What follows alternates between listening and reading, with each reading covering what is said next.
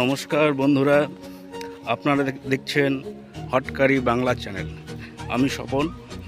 আজ যে বিষয় নিয়ে আপনাদের কাছে এসেছি সেটা হচ্ছে ধরলা নদীর আত্মকথা। দেখুন, এই নদীটা এখানে দেখা যাচ্ছে, কোনো জল নেই। এটা আমি কিন্তু মাঝখানে দাঁড়িয়ে আছি। এক ফোঁটা জল নেই। একটা সময় ছিল এখানে প্রচুর পরিমাণ জল ছিল এবং এপার ওপার জলে ভর্তি ছিল।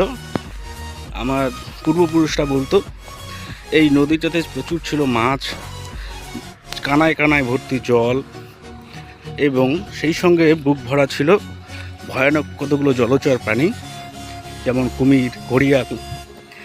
কিন্তু কালের পরিহাসে এই নদীটা এখন প্রায় বুঝে যাওয়ার মতো, শুধু তার কঙ্কালটুকুই পড়ে আছে। দেখুন, আমি মাঝখানে দাঁড়িয়ে আছি। এই যে এখন নদীর মাঝখানেও বিভিন্ন ধরনের কৃষিজাত ফসল আবাদ হচ্ছে, ধান, পাট। দেখুন, এখানে একদম মাঝখানটা কোনো রকম কোনো জলের ছিটে ফোঁটা নাই। দেখুন, ওই যে ব্রিজটা পড়ে আছে।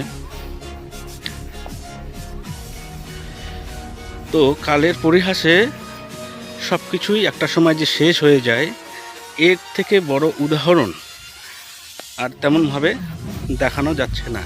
দেখুন, এখানে যে ব্রিজের নিচে সামান্য পরিমাণ কিছু জল আছে এবং কয়েকটা হাঁস সেই জলে খেলতেছে।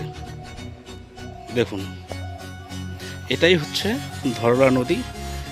এরপরে আমি আপনাদের আরও ভালো ভালো জিনিস নিয়ে আসবো আপনাদের কাছে।